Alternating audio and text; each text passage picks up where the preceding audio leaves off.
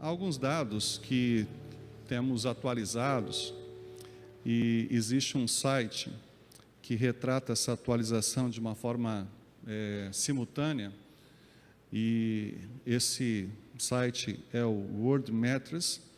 Ele retrata a cada segundo, milésimo de segundo, a atualização de muitos dados no mundo. E esse site retrata que hoje morreram 135.545 pessoas, agora já 552 pessoas.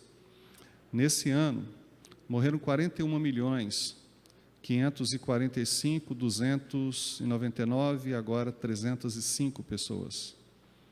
Mas um dado que vai ser fundamental para a nossa reflexão aqui é que nesse ano suicidaram-se 757.435 pessoas no mundo.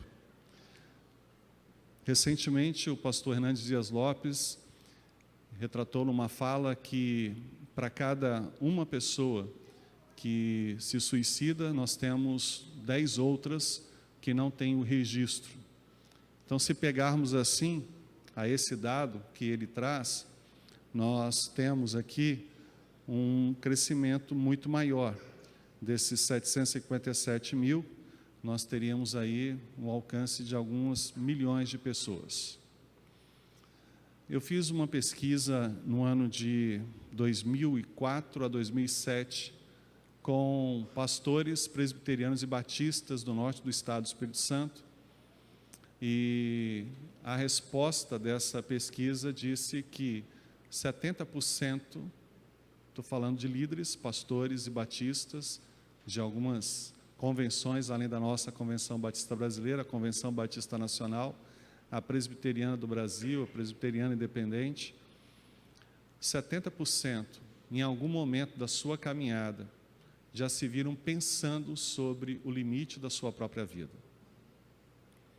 E há dados que retratam a possibilidade de, pelo menos, a cada 10 pessoas no mundo, 5 pessoas se sentirem atraídas para o seu próprio limite de vida. A Bíblia não apresenta nada especificamente sobre o suicídio, não traz referências diretas sobre isso, mas ela retrata 6 episódios, 6 pessoas que viveram isso e passaram por isso.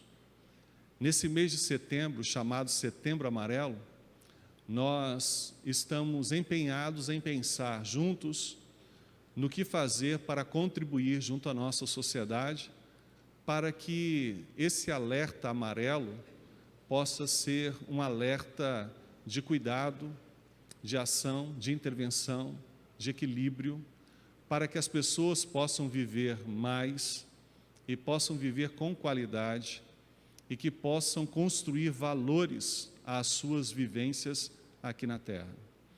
As igrejas do Brasil, nesse tempo, estão empenhadas, mas as grandes convenções do mundo inteiro também estão fazendo, nesse mês de setembro, esse processo interventivo. E eu queria ler 2 textos sobre 2 desses 6 registros que nós temos.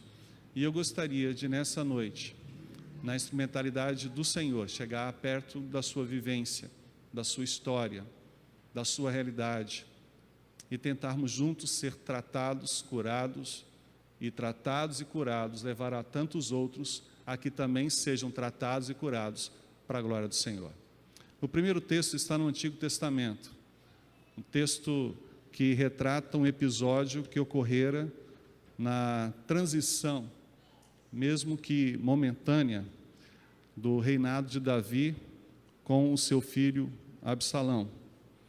E é muito importante para nós entendermos esse movimento que ocorre ali. Em 2 Samuel, no capítulo 17, nós vamos encontrar esse movimento que ocorre na história. Se você pegar o capítulo 16, 2 Samuel, capítulo 16, o capítulo 17, de uma forma maior, até chegar o momento em que você se depara com essa realidade. 2 Samuel, capítulo 17, versículo 23. Quando percebeu que seu conselho não tinha sido aceito, Aitofel selou o jumento e foi para casa, na sua cidade. Depois de arrumar sua casa, enforcou-se e morreu, e foi sepultado na sepultura de seu pai. Aitofel foi uma pessoa que tentou contribuir com a rebelião de Absalão, dando conselhos a ele, conselhos extremamente diferentes, estabelecido não apenas sobre um ângulo de humilhação que daria ao seu pai Davi, mas também sobre outros ângulos que colocaria um marco na sua liderança, Absalão, sobre todo o povo de Israel. Ele viu que os seus conselhos não estavam dando certo, não chegariam ao seu desfecho corretamente. E ele vai para sua casa, arruma a sua casa e estabelece o limite da sua própria vida. Sabe, quando nós olhamos para a história de Aitofel, nós vemos pessoas com muita raiva, pessoas com muita injúria, pessoas com um olhar de muita mágoa e que se aproveitam de alguns momentos para poder jogar isso para fora, para poder destruir uma pessoa, para poder desfazer o valor dessa pessoa. Aitofel queria devolver algumas coisas que ele sentia no coração e achava que Davi era responsável. E na primeira oportunidade que ele teve de poder fazer isso com o rei Davi, ele não mediu esforços. E os seus conselhos para o filho de Davi, Absalão, foram cruéis. Se você olhar desde o capítulo 16, você vai ver como foram pesados esses conselhos. Na verdade, palavras amargas, difíceis, propósitos incabíveis, que retratava sentimentos que eram destrutivos ao coração e à vida, não apenas deste que aconselhou, mas sobre qualquer ângulo de pessoas que pudessem ser contagiadas com esse desvalor de vida. Aitofel não perdeu a oportunidade e encaminhou esses conselhos para Absalão. Quando o tempo passa e as circunstâncias começam a se mostrar, Aitofel percebe que o que ele tinha feito era muito mal. E ele sabia o que aconteceria com ele. E ele então se organiza para poder limitar a sua própria existência. Assim como Aitofel, como disse, muitos de nós carregamos muitas mágoas, muitos ressentimentos, muitas feridas. E de alguma forma, em algum momento, nós nos aproveitamos de algumas oportunidades para devolver o que achamos que as pessoas merecem. Às vezes achamos que as pessoas merecem ser humilhadas. Às vezes nós achamos que as pessoas merecem ser destruídas, merecem sofrer, merecem alcançar angústia nas suas vidas, nas suas histórias. Precisam ter dor, porque é uma forma de vingar a sua realidade, a sua história, o seu momento, as suas circunstâncias. Da mesma forma que um terceiro, além do que nós vamos ver daqui a pouco, de Judas, nós podemos ver um grande juiz de Israel, e que na sua perspectiva de limite, não só leva a ele na sua morte, mas tantos outros. Mas dentro desse olhar, nós conseguimos ver não apenas Sansão cumprindo com esse propósito vingativo sobre o povo filisteu, e é um olhar diferente, até porque na sua precipitação de morte, nós vemos ele alcançando uma vitória sobre o povo filisteu. E independentemente dessa circunstância, nós encontramos o registro dele lá em Hebreus capítulo 11. Mas o fato é que, quando olhamos para Aitofel, nós vemos um processo de angústia à sua vida em um senso de vingança diferente do que havia no coração de Sansão.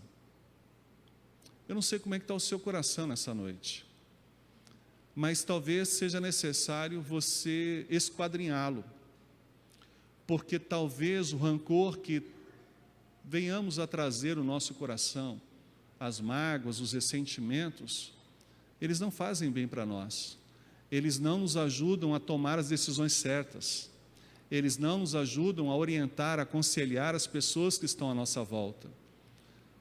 E nós precisamos avaliar essas coisas que estão aqui dentro, porque estas coisas que estão aqui dentro podem gerar mal e males a outras pessoas que estão fora. Eu não sei se você já se apegou em algum momento, olhando para a sua própria história, tendo um ressentimento de alguém, ou desejando mal para alguém.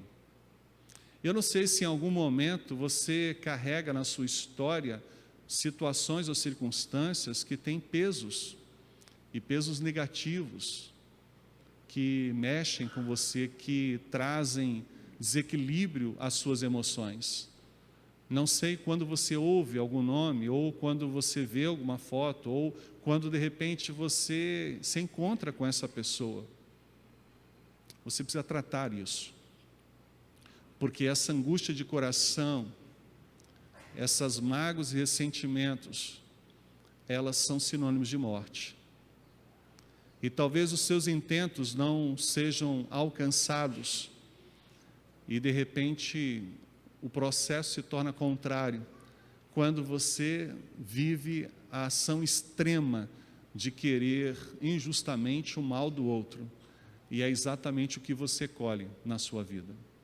Aitofel poderia ter orientado diferente Absalão, poderia ter usado o momento para dar um tapa de luva em Davi, poderia ter usado o seu momento e mostrado a grandeza do seu coração, a linha de amor e do perdão, poderia ser favorecido numa postura diferenciada, mas ele nada mais mostrou do que havia dentro de si: muito ressentimento, muita amargura, muita angústia. Não combinam esses sentimentos com a proposta de vida que Deus estabelece para nós. E nós encontramos muitas pessoas que criam e que crescem e que multiplicam esse sentimento nas suas vidas, ao ponto de construir uma linha de solidão. Estão em contextos de grupos, estão vivendo com pessoas, mas se isolam da sua forma de viver por causa dos seus pensamentos e por causa dos seus sentimentos. Sentimentos mórbidos, pensamentos mórbidos, que retratam atitudes insanas, posturas e construções de decisões que só vão de mal a pior. O segundo texto está no Novo Testamento, e eu fiz menção agora há pouco, de Mateus capítulo 27, a partir do verso 1, onde nós encontramos o registro de Judas. Mateus 27, a partir do verso 1, diz: quando amanheceu, todos os principais sacerdotes e os líderes religiosos reuniram-se em conselho para condenar Jesus à morte, e amarrando, levaram-no e o entregaram a Pilatos, o governador. Então Judas fora condenado, sentiu remorso. Então Judas, aquele que o traíra, vendo que Jesus fora condenado, sentiu remorso e devolveu as 30 moedas de prata aos líderes religiosos, dizendo: pequei traindo sangue inocente. E eles responderam: que nos importa? Isso é problema teu. E depois de atirar as moedas de prata para dentro do santuário, retirou-se e foi enforcar-se. Nesse segundo registro, nós encontramos uma mesma tendência. Só que nesse contexto, nós temos dois olhares. Um, na história vivida por Judas junto a Jesus e aos discípulos, ou até mesmo a sua história anterior aos 3 anos e meio que ele esteve com Jesus. O caráter, a ética, a moral que estava na história de Judas sempre foi tendenciosa, foi limitada. Judas nunca foi uma pessoa correta na sua postura, nos seus negócios.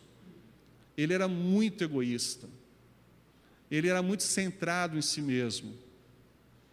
E o grande problema de Judas é que ele achava que a vida poderia sempre ser assim. E no seu olhar, então, de vida, o que ele tinha? A compreensão de que, se ele se servisse com as coisas que fazia, se ele se colocava em primeiro lugar, se ele sempre tirasse vantagem das coisas, ele sempre viveria bem, sempre lidaria bem. Mas não é assim que ocorre na vida, de forma geral. E quando nós olhamos a história de Judas, nós vemos que ele teve oportunidade, nos 3 anos e meio com Jesus, de ver a sua vida transformada, o seu caráter sendo lapidado, mas ele não se permitiu a isso. Ele foi considerado ladrão, porque ele roubava, porque ele não tinha a facilidade de se permitir ser moldado e tratado por Deus. Ele vivia para ele, como disse no início, e a sua vida foi sequencialmente assim, até tirar vantagem sobre a vida de Jesus, e mesmo sendo advertido o que aconteceria, ele não se importou com isso. O seu coração obstinado se manteve nessa mesma busca, nessa mesma dinâmica. Ele viveu tempo com Jesus e os outros discípulos. Ele esteve junto várias e várias horas do dia com Jesus, mas isso não gerou a possibilidade dele viver comunhão com Jesus e os outros discípulos. Ele só esteve presente. Assim como Aitofel viveu a sua individualidade, e diferente de Aitofel, ele teve a oportunidade de ver milagres que Jesus operou, ouvir ensinos, como o próprio Sermão do Monte.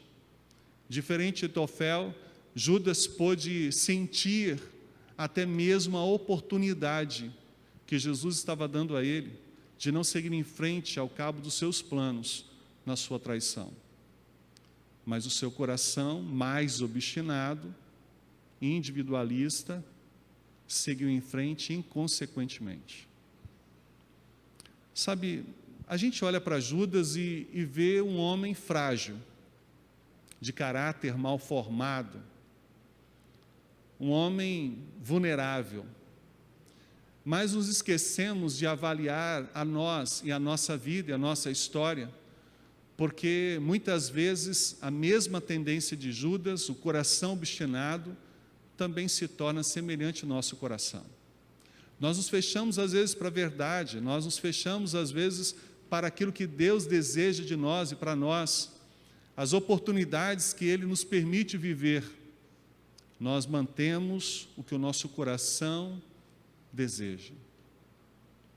O texto fala que Judas sentiu remorso, porque ele se viu levando a cabo um plano para que um sangue inocente, que foi o sangue de Cristo, estabelecesse sobre ele o desejo de que aquilo não mais acontecesse.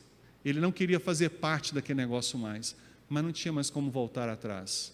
O que sim tinha feito já tinha sido estruturado, e aí nós vemos as reações que se estabelecem, tanto por parte dos religiosos daquela época, quanto dele próprio, de não conseguir administrar esse momento.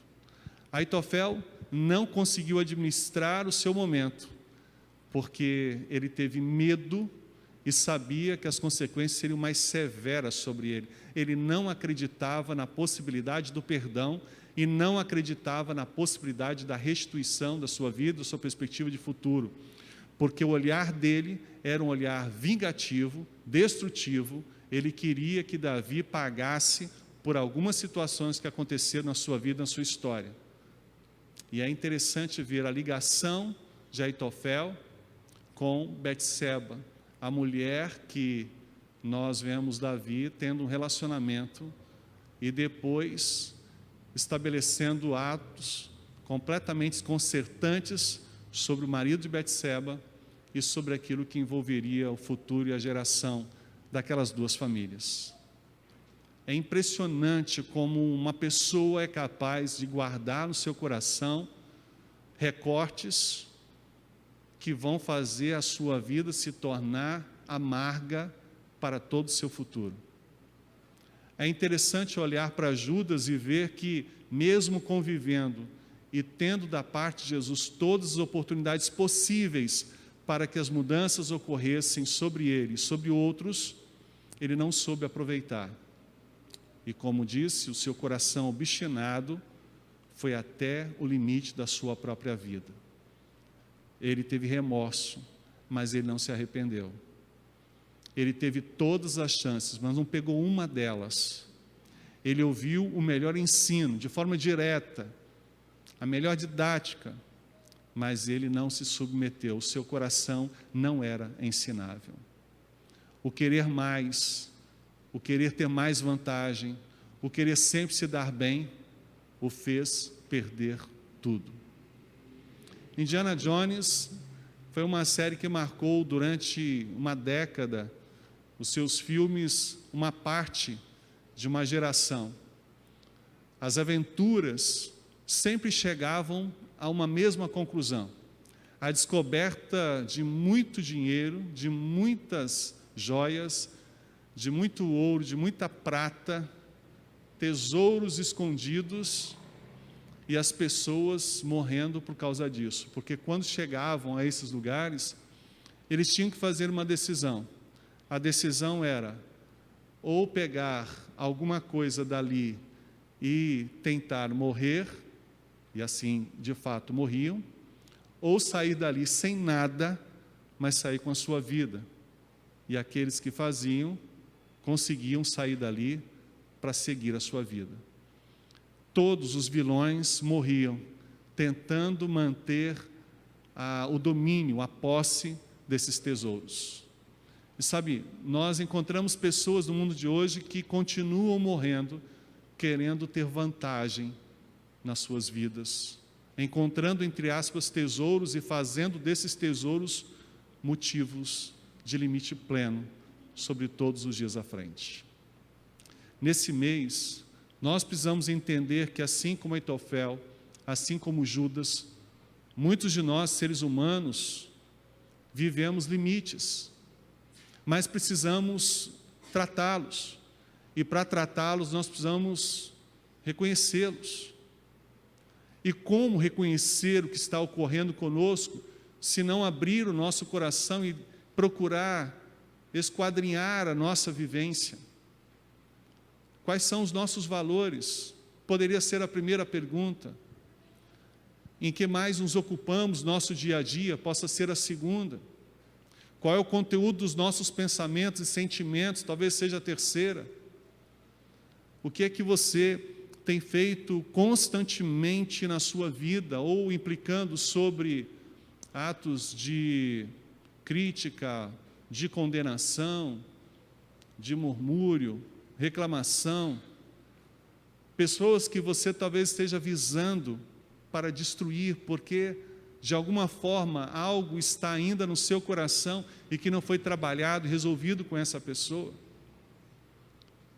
E dentro desse contexto nós vemos esse sentimento sendo tão autodestrutivo que gera o momento da explosão ou da implosão, em que, não conseguindo equilibrar o pensamento, algumas decisões são tomadas e que não se conseguem reverter. Veja que às vezes, como Aitofel, o desejo não é a nossa morte. O desejo é a morte, o sofrimento, a dor de outros. Mas quando às vezes esse intento não ocorre, ela gera um boom sobre si mesmo. Sobre a perspectiva que encontramos aqui de Judas, o sentimento de sempre se dar bem nem sempre é possível.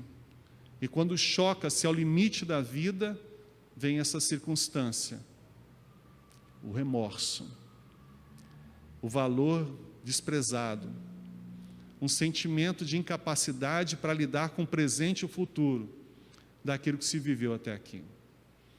Sabe, existem muitas razões pelas quais as pessoas procuram seus próprios limites. Há razões que são genéticas, às vezes, sobre perspectivas e tendências depressivas sobre as pessoas. Existe a falta de habilidade em lidar com algumas coisas emocionais. Existem circunstâncias que são de fundos psiquiátricos, mentais. Existem situações que são espirituais.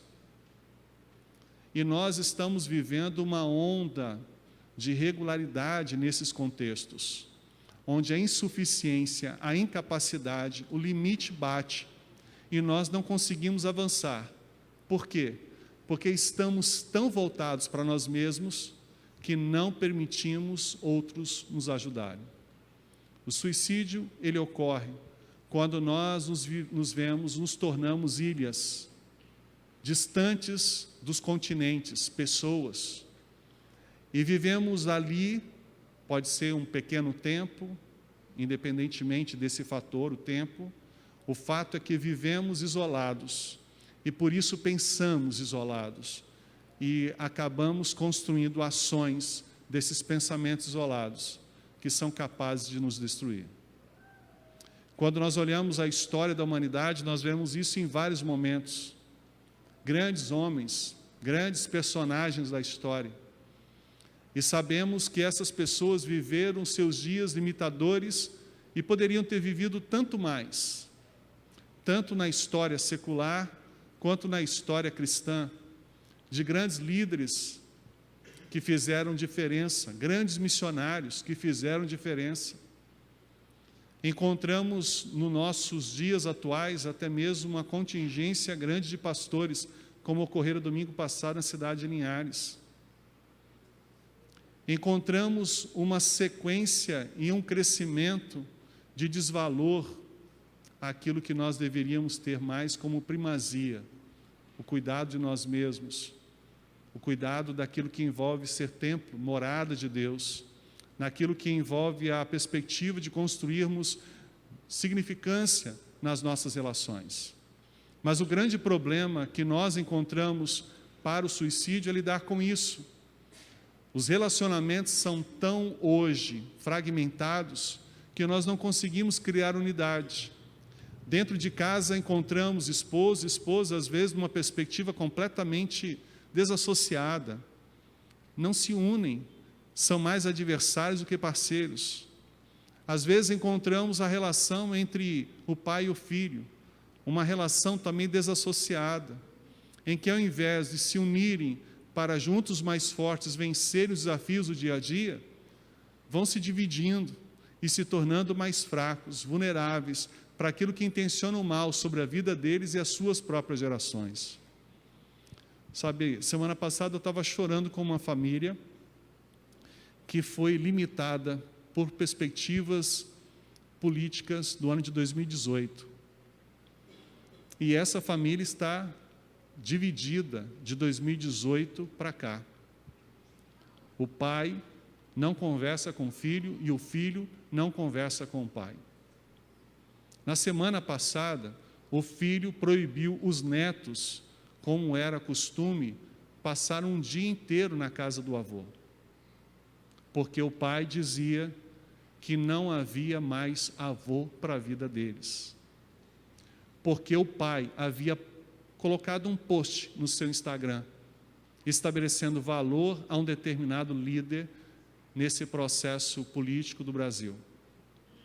E o filho, repreendendo o pai, impediu que os netos pudessem visitá-lo e estar com ele, dizendo que aquele post definia a morte definitiva em vida do seu pai. 4 anos sem se conversarem, 4 anos sem se verem, e que agora, a partir dessa semana, também assim será sobre a vida dos filhos. São cristãos, membros de igreja evangélica, batista, são pessoas de conhecimento profundo da Bíblia, porque durante muitos anos eles, pai e filho, foram professores de escola bíblica. E nós chegamos a um ponto, como o avô nessa semana, de dizer, eu preciso de ajuda, porque a minha cabeça chegou a um limite e só vem uma voz de comando sobre mim. A voz de comando talvez poderia ser, vamos lá, vamos pedir perdão, isso é uma besteira, vamos resolver esse negócio. O mais importante é a família, o mais importante é o nosso futuro. Mas o que vinha na cabeça não era, vai lá e pede perdão, vai lá e se reconcilia, vai lá e luta para um novo momento. O pensamento era, terminou, não existe mais razão de seguir em frente. O que você vai fazer? Não tem mais o que ser feito. E esses pensamentos, que são do mal, eles afetam não a estrutura apenas dele, mas na relação conjugal com a esposa, que agora também sofre porque ela podia ter algum acesso ao filho, aos netos, e agora ela também não pode ter mais acesso aos netos.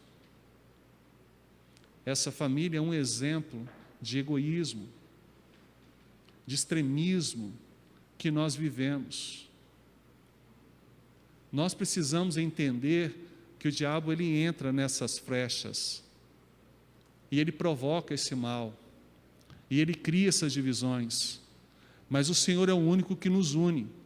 O homem separa, mas o Espírito Santo de Deus estabelece unidade. Nós não temos como continuar vivendo sobre esses prismas de deixa lá, vamos ver o que acontece, porque as perspectivas elas são mais diminutivas. E as catástrofes que hoje estamos vivendo, nós estamos engolindo a seco e dizendo, vale a pena. Vale a pena o quê? O número crescente. Se a gente olha para o acesso agora, quantas e quantas novas pessoas morreram? Quantas e quantas novas pessoas se suicidaram? Quantas e quantas novas pessoas estão com seus corações obstinados? Porque acham que estão certos e os outros errados. Que o que fazem, o que veem, é a única forma correta, mesmo que seja de morrer. Na década de 50, na Inglaterra, o homem mais rico do mundo naquela ocasião, morreu no seu apartamento, na cobertura do seu hotel, de inanição. Ele morreu de fome. E a justificativa é que ele tinha medo de morrer com a comida que ele comia. Ele parou de comer como comia antes, porque tinha medo de ter veneno na comida. Ele não queria morrer, mas ele foi estabelecendo limites nas suas refeições diárias, ao ponto da sua neurose, do seu toque se tornar tão exacerbado, que ele parou de comer, porque queria viver mais, e ele morreu, porque o seu medo o impediu de viver. Parece absurdo uma situação dessa, parece absurdo uma história como Aitofel, parece absurdo uma história como a de Judas, absurdas histórias nossas, e nós precisamos entender que esses absurdos, eles continuam acontecendo, porque nós continuamos com o nosso coração endurecido, empedrado, e não sensível à voz de Deus, e não permissível à ação de Deus, ao ensino de Deus, à visualização da transformação de Deus. Nós precisamos não apenas criar consciência desse papel nosso, do que devemos fazer. Durante alguns anos, estivemos trabalhando em prol da terceira ponte para impedir os casos que ocorriam de suicídio por ali. Hoje, graças a Deus, existe um movimento ali em que a ciclovia já reduziu e vai reduzir até zerar possivelmente esse processo ali. Mas haverão outros escapes em outros lugares, em outras circunstâncias, porque a tendência do coração humano continuará sendo esse. Só existe uma forma, um trato, uma solução: a ação de Deus e plena. Mas veja, mesmo com a ação plena de Deus, nós precisamos, em alguns momentos, de medicamentos, porque algumas situações são mentais, e a gente precisa trabalhar com ações medicamentosas. Recentemente, afastado por alguns meses do púlpito da igreja lá em São Paulo, Ed Renekiewicz reconheceu a sua tendência depressiva e a sua ação de se submeter a medicamentos durante alguns meses, inclusive de se ausentar do púlpito e da ação do seu ministério naquela igreja. Recentemente vimos contextos aqui na nossa Grande Vitória, como no nosso condomínio, ali onde eu moro, de um médico pulando da cobertura onde morava, numa fase que seria talvez a mais importante da sua história, da sua vida, para o seu futuro. Mesmo sendo médico e necessitando de medicamentos, ele rejeitou a possibilidade de assim ingerir, tomar, reconhecer que estava doente, que precisava ser tratado. Na história, nós vemos muitas pessoas que foram intolerantes a esse processo e que buscaram extremismos, não entendendo a importância dessa ação farmacológica no corpo. Assim como também alguns tratamentos psicoterápicos, do quanto são importantes para poder ajustar, equilibrar a nossa forma de pensar, de sentir. E que às vezes nós rotulamos apenas na oração, a oração é importante, a leitura da Bíblia é importante, a vida com Deus é importante, mas em alguns momentos nós temos necessidades a mais. E precisamos, em alguns momentos, daquilo que Deus já fez através de homens e mulheres, de constituir invenções, cuidados maiores, através de ações farmacológicas. Então, um crente pode chegar ao ponto de viver uma situação como essa? Sim. Mas ele precisa, e é a nossa intenção, gerar consciência de que existem algumas coisas que o trato psicológico, ele é suficiente, outros psiquiátricos, outros espirituais. Mas nós precisamos estar presentes nessa análise de vida. Precisamos olhar para nós e também criar essa responsabilidade para outros.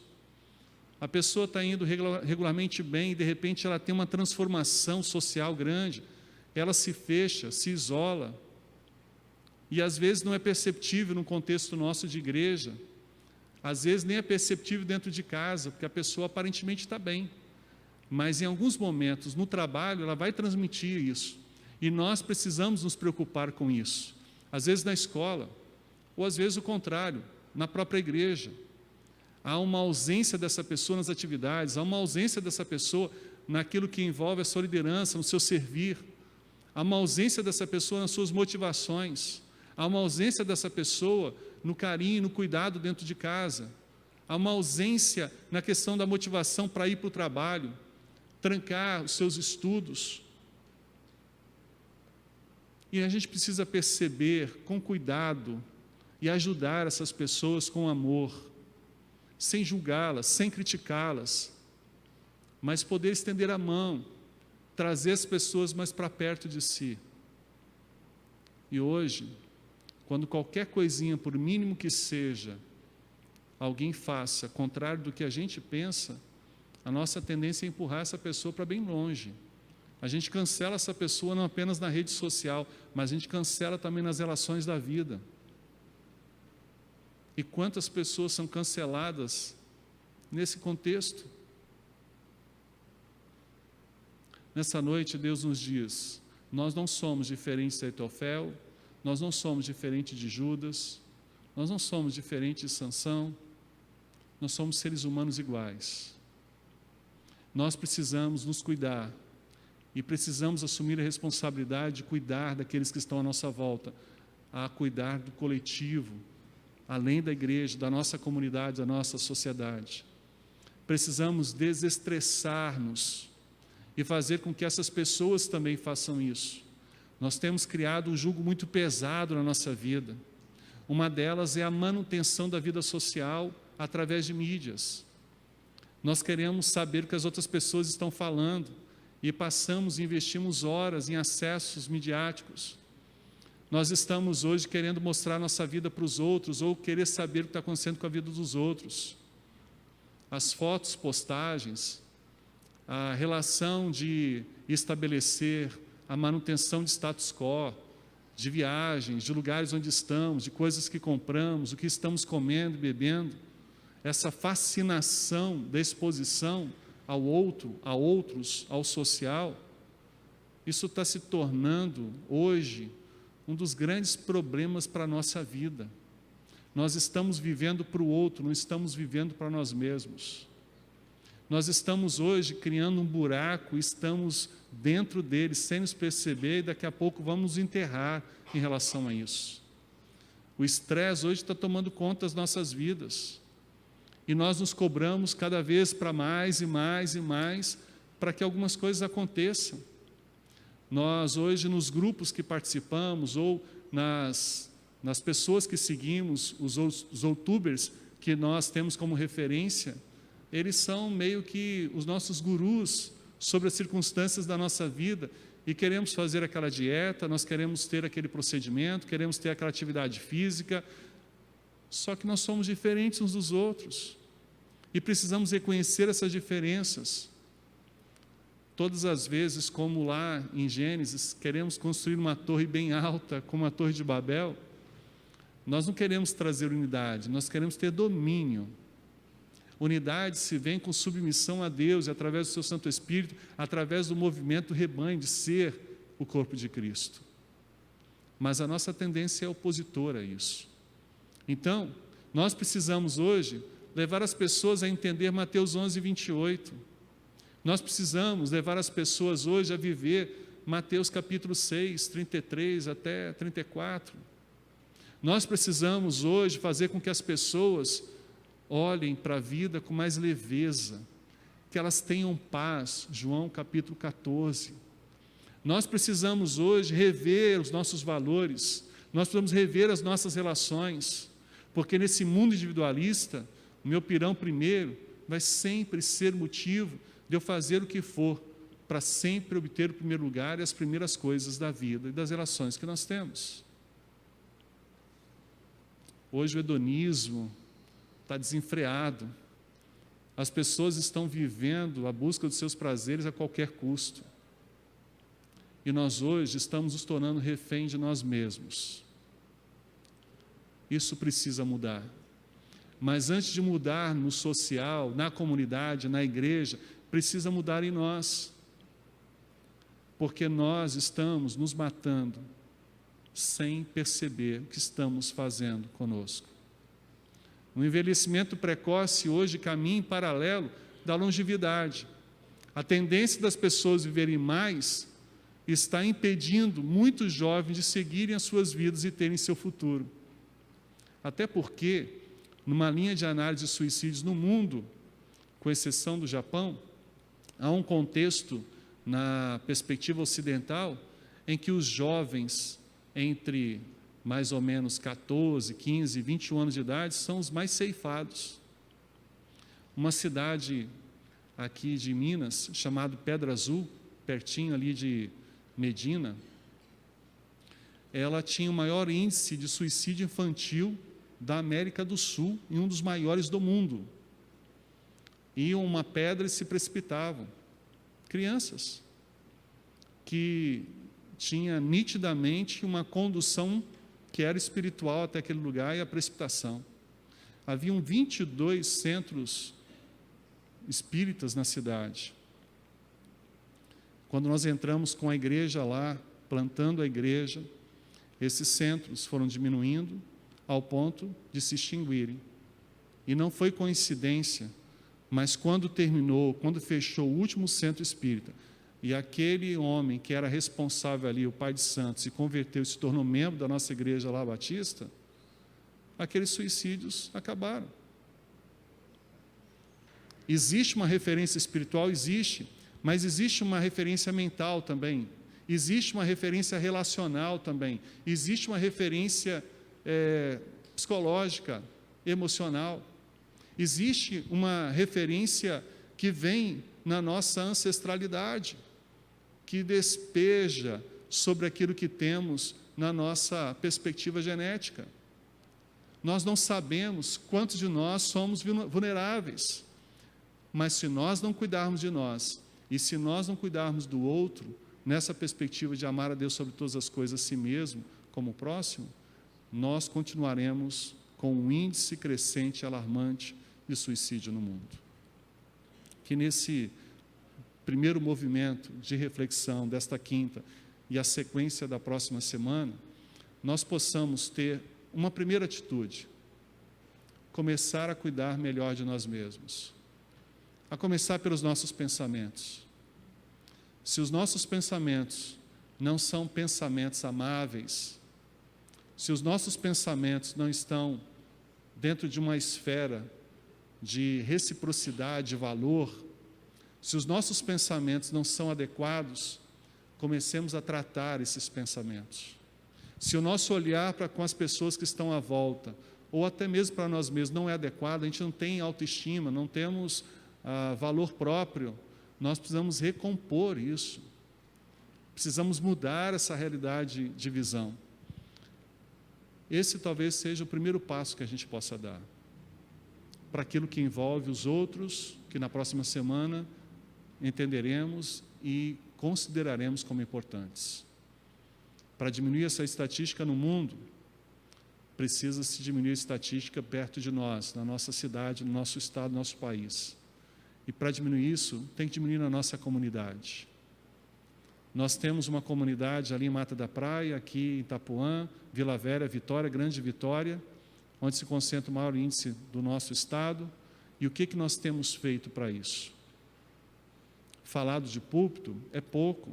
Nós precisamos dar esse valor de vida aonde estivermos, com quem estivermos, onde estivermos. As pessoas estão sem esperança, a gente precisa levar esperança a essas pessoas. As pessoas não querem se tratar e a gente precisa levar essas pessoas a tratamento. Nós precisamos considerar que isso é uma emergência social, de caráter irrevogável, de ação puramente humana dentro desse contexto, mas também espiritual, naquilo que envolve a nossa coparticipação como Igreja do Senhor e Corpo do Senhor aqui na Terra. Nós precisamos nos comprometer com isso. E a gente precisa fazer alguma coisa. Comecemos por nós. Tratemos o nosso pensamento, tratemos os nossos sentimentos, tratemos os nossos olhares para os outros. A gente talvez não considere, mas comece a avaliar como você tem julgado as pessoas e as coisas que você tem levado tão a sério, as coisas que você está se tornando rabugento, que você está batendo na mesma tecla, que você está sendo enjoado. Talvez você esteja afastando pessoas, você está tomando decisões, estabelecendo conselhos divergentes, porque há coisas aí por trás. Às vezes na sua fala destila ódio, raiva, rancor. No seu pensamento você nutre o mal ao outro. Vamos curar isso em nome de Jesus.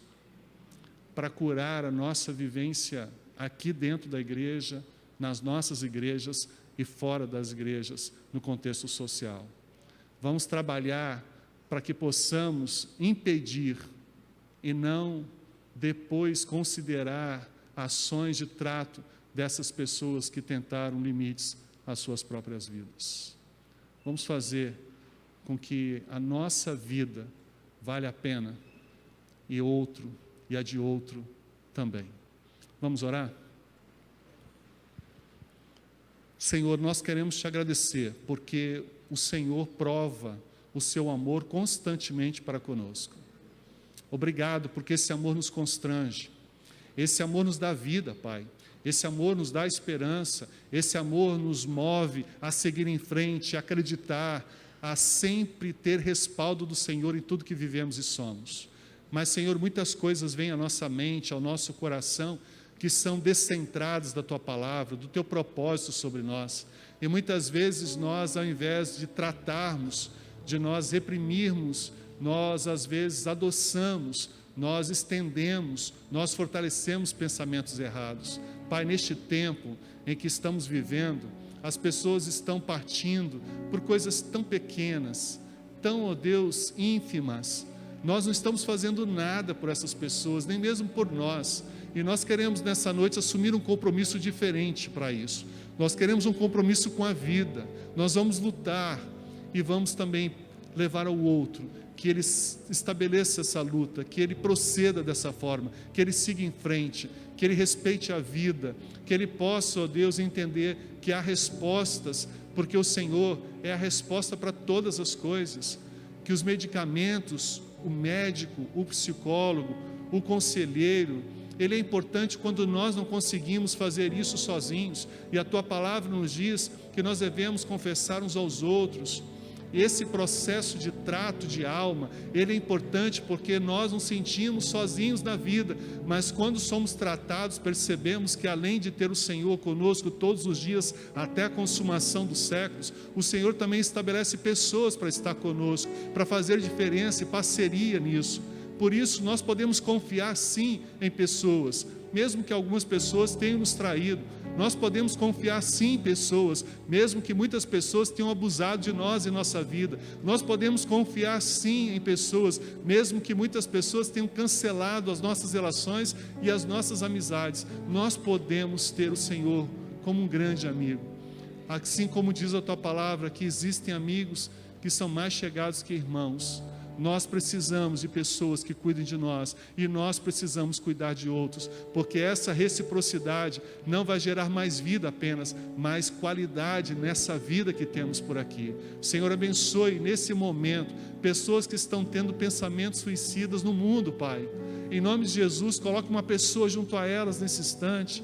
Permita, Senhor Deus, que haja uma ministração através da vida, até porque nós não temos como falar com todas essas pessoas, mas a nossa vida fala. Fala quando estivermos ali no coletivo, no transporte público, fala quando estamos ali no consultório ou em algum lugar esperando por algumas coisas, fala quando nós estamos no trânsito, fala quando nós estamos, ó Deus, na nossa caminhada, no percurso da nossa atividade física, fala quando nós vamos e, ó Deus, encontramos pessoas em vários lugares, precisando de um olhar, de um bom dia, de um valor de vida, de uma perspectiva de esperança. Nós queremos ser, ó Deus, pessoas que contagiem essa esperança, pessoas que contagiem a perseverança, pessoas que deem força, pessoas que façam valer conselhos saudáveis, que nós não sejamos como Aitofel, com mágoa, com ressentimento, querendo o mal do outro, estabelecendo conselhos tão absurdos. Nós não queremos viver assim, amargamente. Nós também não queremos viver como Judas, egoísta, mau caráter. Nós queremos ser homens e mulheres do Senhor, queremos ser gente boa, queremos, ó Deus, viver as coisas boas do Senhor, queremos, ó Deus, não ter remorso, mas todas as vezes que pecarmos e errarmos, nós queremos ter arrependimento, queremos ter enojamento do nosso pecado, nova vida com o Senhor, perspectiva nova para o futuro. Por isso, Senhor, receba o nosso desejo nessa noite, de caminhar mais com o Senhor, tendo o coração ensinável, tratável, curado, para que possamos tratar, curar e abençoar tantas outras pessoas à nossa volta. Nos ajude nesse mês, o Setembro Amarelo, de dar atenção à vida e de fazer com que ela seja significativa para nós e para todos aqueles que estão à nossa volta, principalmente a nós que temos o conhecimento e a tendência da palavra.